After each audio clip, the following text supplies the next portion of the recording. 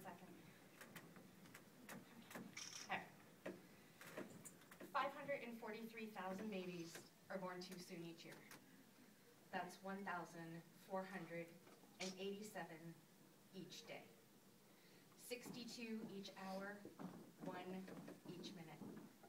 Some are so small, they struggle to survive. We are Middle and Tammy Shaw. We live right here in Manchester in a small house that we share with a dog and a cat and a 7-year-old who struggled to survive. I had a fantastic pregnancy.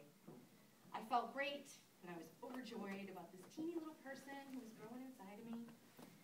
And I was fanatical about eating right and getting enough sleep and doing everything I needed to do to give my little guy a healthy start. And everything changed in 1 second. At work, while I was listening to a ringing phone, and my water broke, and I was only 23 weeks pregnant. It was a blessing that our little boy wasn't exactly ready to burst out into the world that day. So after IV antibiotics and steroid shots in my butt, I settled into the hospital, and I was there in a hospital bed for 5 weeks and 4 days. And that is when he decided he was ready to come on out. He was 28 weeks and 4 days. He didn't have the advantage of amniotic fluid for 5.5 weeks, and now he thought he was ready for the big world. So Ethan came into the world by emergency C-section, weighing a mere 1,200 grams. That's about 2 pounds, 10 ounces. We estimate he was about 14 inches long. New babies are scored on a visual scale called the APGAR scale: appearance, pulse, grimace, activity, and respiration. They're given a 1 or a 2 for each category. In the first 1 to 3 minutes of a healthy baby's life, they score between 8 and 10. Ethan scored just 1. He was 15 minutes old before he scored 8.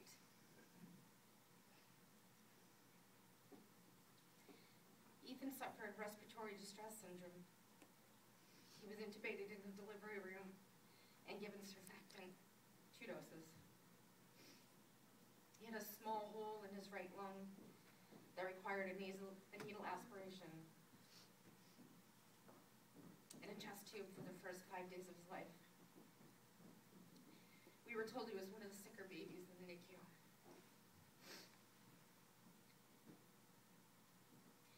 Ethan spent 107 days in the NICU. He was released 24 days after his due date. He struggled to get breathing under control the whole time he was in the hospital, and he never could master drinking from a bottle. He came home with an apnea monitor and a feeding tube in his belly. It was Christmas Day, 2005. Ethan coming home was the only gift we wanted for Christmas that year.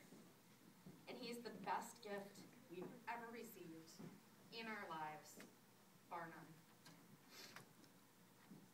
In 1959, Virginia Apgar, who developed the Apgar Score clinical system for evaluating an infant when it's first born, joined the March of Dimes.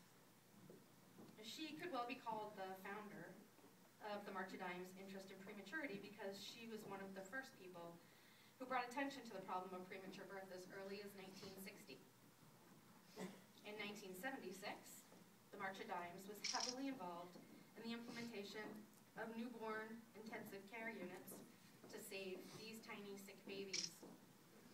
In 1985, the March of Dimes funded research which led to the use of surfactant therapy to treat respiratory distress syndrome. Without just these 3 things, funded and implemented by the March of Dimes, Ethan would not be with us today. The March of Dimes gave us our dream. I cannot imagine one day without hearing Ethan's voice, his laugh, the sound of him running or jumping around the house. I cheer him on for things that other parents take for granted in their children, like when he finally learned to drink out of a straw, because I knew that would lead to him having his G-tube removed. Like when he finally walked at 2 years old. Like this summer when I watched him play soccer and witnessing for the first time that he moved his arms when he ran. Ethan isn't smooth. He's not an athlete, but Ethan's here, and he's ours. And we're eternally grateful to the March of Dimes because they helped him struggle to survive. Thank you so much for having me.